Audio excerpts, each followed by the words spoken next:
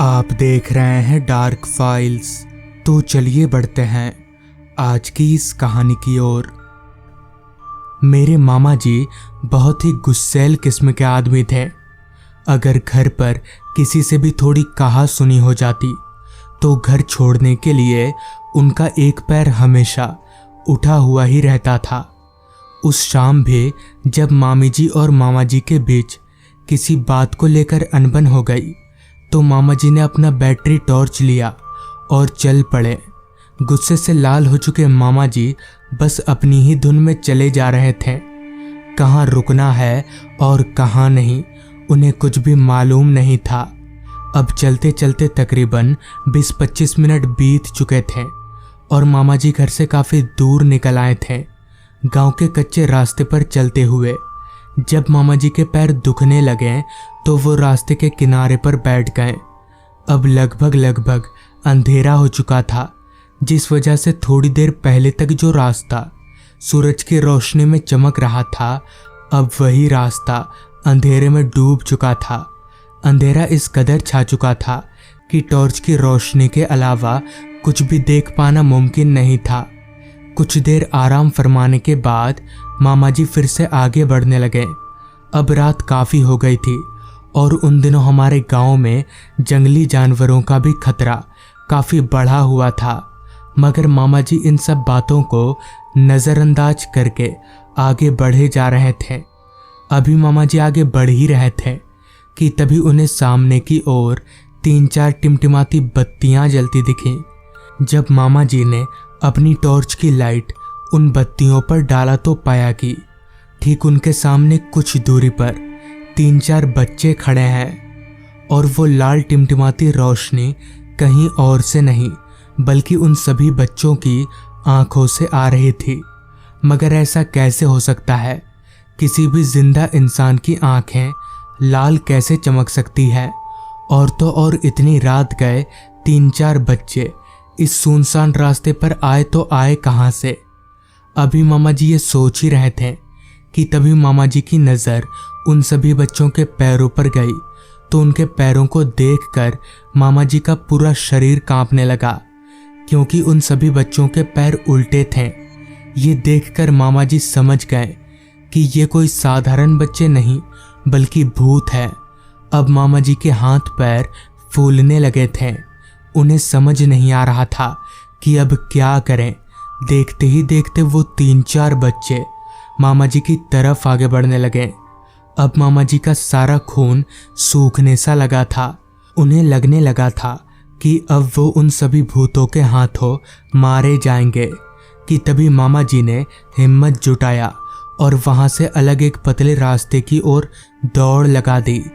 दौड़ते दौड़ते जब एक बार मामा जी पीछे मुड़कर उन सभी भूतों की ओर देखा तो वो सभी भूत ना जाने क्यों जोर जोर से हंसे जा रहे थे। मामा जी को कुछ समझ नहीं आ रहा था कि आखिर उनके साथ हो क्या रहा है, मगर उनको इतना ज़रूर पता था कि अगर वो रुके तो उनकी मौत पक्की है। अपनी मौत को अपने पीछे समझकर मामा जी दौड़ते रहे कि तभी उन्हें कुछ दूर पर आगे एक छोटा सा घर दिखा। उस घर को देखकर मामा जी की जान में थोड़ी सी जान आई और वो अपनी जान बचाने के लिए भागकर उस घर की तरफ जाने लगे। भागते भागते मामा जी उस घर के बंद दरवाजे पर पहुंचे और जोर जोर से उस घर का दरवाज़ा पीटने लगे। कुछ देर दरवाज़ा पीटने के बाद एक बुजुर्ग आदमी ने दरवाज़ा खोला तो उनके दरवाज़ा खोलते ही मामा जी झट से घर के अंदर दाखिल हो गए।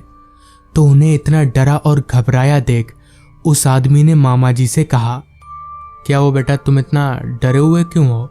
जिसके बाद मामा जी ने अपनी लड़खड़ाती आवाज़ में अपनी पूरी आप बीती उस बुजुर्ग आदमी को बताई।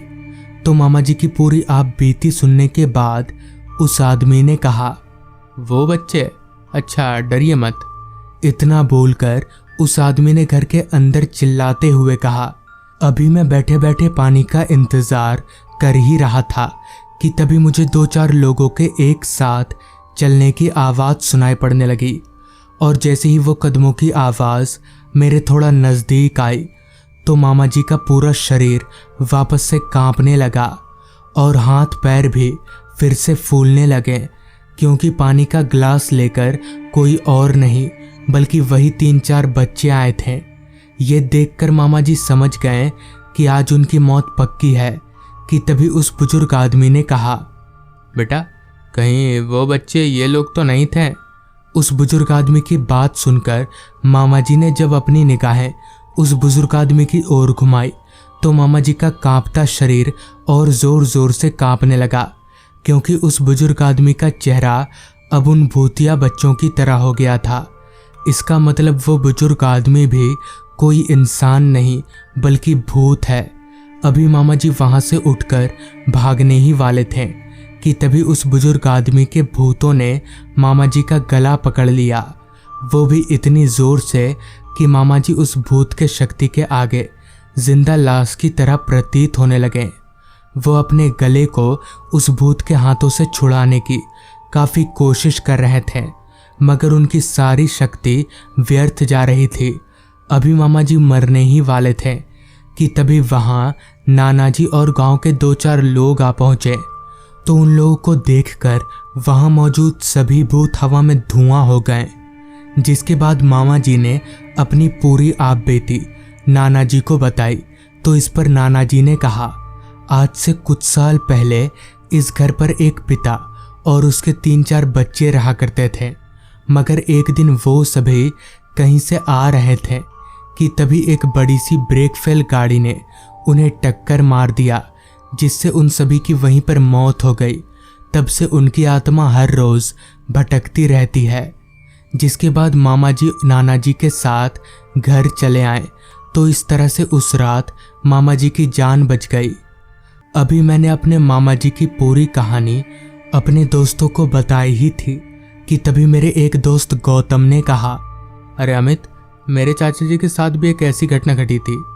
इससे पहले कि गौतम कुछ बोले, दूसरे दोस्त ने हल्की दबी हुई आवाज में कहा, बताना क्या हुआ था तेरे चाचा जी के साथ।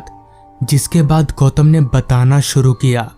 आज से करीबन 12 साल पहले मेरे चाचा जी ने गांव के बाहर एक दुकान में बतौर स्टाफ का नया नया काम पकड़ा था। उनकी ड्यूटी सुबह 9 बजे से रात के 8 बजे तक की होती थी। उस समय हमारे गांव में बिजली की कोई सुविधा नहीं हुआ करती थी, जिस कारण लोग रात के वक्त टॉर्च का सहारा लेकर इधर उधर जाया करते थे। अमूमन उस समय लोग रात के वक्त ज़्यादातर घर से बाहर नहीं निकला करते थे। ऐसे ही एक रात चाचा जी की काम से छुट्टी हुई, मगर उस दिन शाम से ही काफ़ी तेज बारिश हो रही थी।